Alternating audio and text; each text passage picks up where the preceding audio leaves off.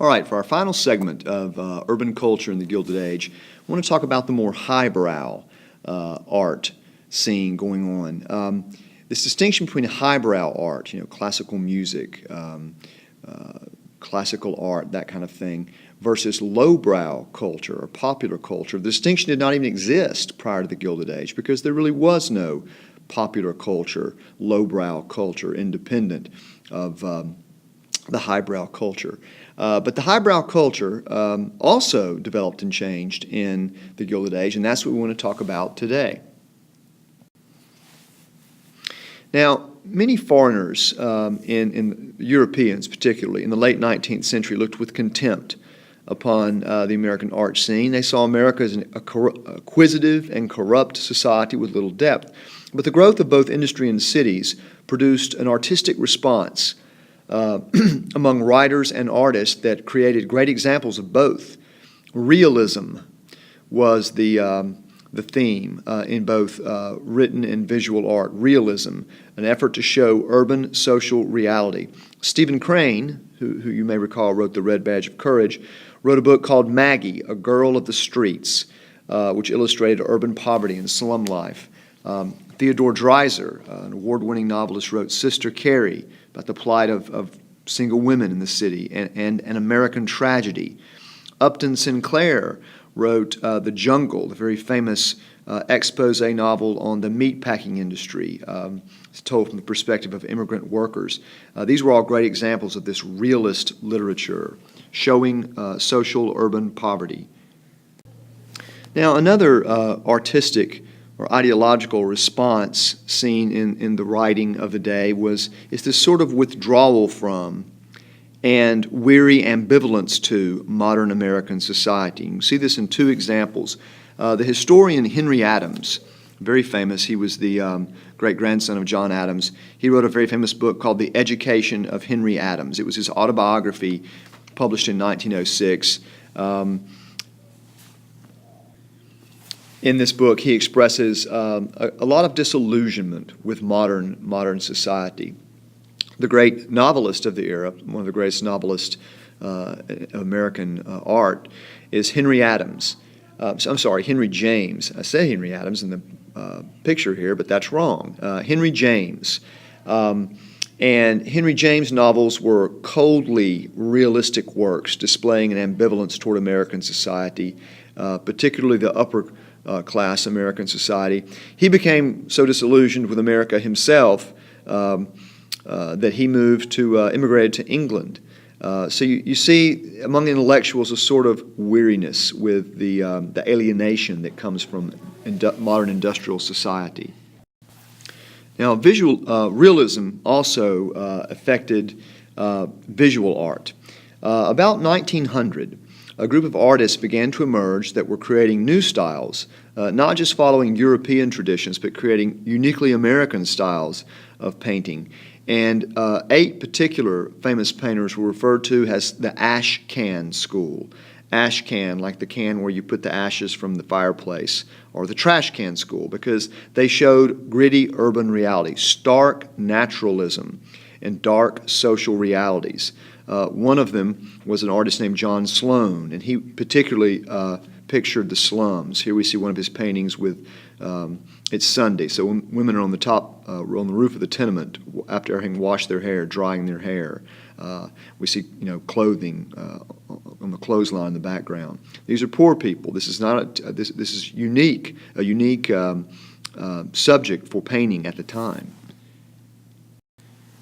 Another of the Ashcan artists was George Bellows, who painted a series of famous boxing pictures. Immediately prior to the Gilded Age, you would not have seen, boxing was an unseemly subject to begin with, and there was no such thing as sports painting. So this is very unique, but this both is exposing and celebrating the rough life of urban America. Edward Hopper, one of the late artists we include in the Ashcan artist, kind of portrayed the modern city. Here's one of his very famous paintings, Nighthawks. And what this painting really is conveying is the cold anonymity of living in a giant industrial urban environment. The older genteel artistic tradition had given way to modernism, which gloried in the ordinary and the coarse. The Ashkan School was realism in painting. The Ashkan School, however, was not all dark and gritty. Here's another Bellows painting. Bellows was famous for his slum paintings, but here's a day in June. Here are people enjoying themselves in Central Park. But even here, the Ashkan School is reflecting modern urban reality. It's documenting that leisure time and the growth of those leisure time activities. Now, the single most important intellectual development of the late 19th century was Darwinism.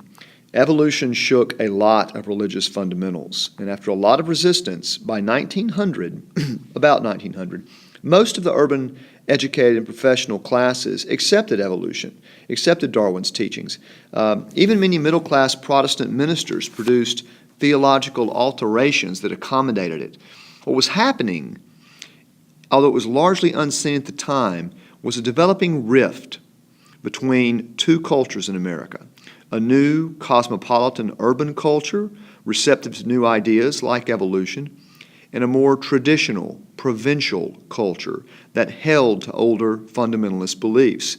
The church, for example, the Christian church, saw the rise of both liberal Protestantism, embracing modernity, and the rise of fundamentalist Protestantism, a reaction against and to modernity. In fact, that word fundamentalism or fundamentals is actually an early 20th century word. It's going back to the old ways, but it's a reaction to the new.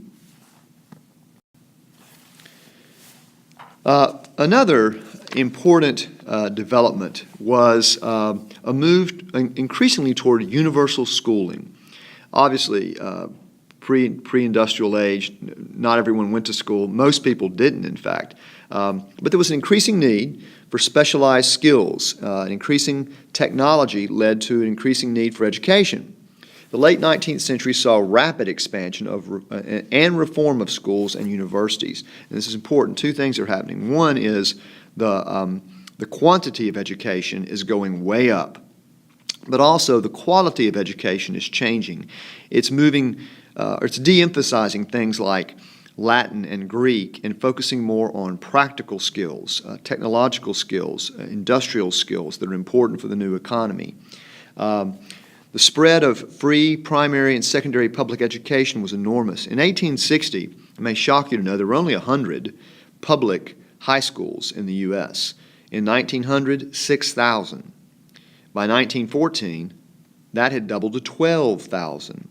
And that not only was there more of this, but again, the education was more practical. There was education in shop, in algebra, geometry, things like that. By 1900, 31 states and territories had compulsory education laws requiring children to go to school to a certain age. The number of colleges and universities grew also enormously. One of the things increasing the number of universities was the Morrill Land Grant Act. This was an act passed by Congress actually during the war to create more colleges. And it worked kind of like the Pacific Railroad Act, which was passed within just a few years of it. Basically, the federal government had all this land, and it would give land to states on which to create great universities, and they could sell off part of the land to fund the other ongoing operations and development.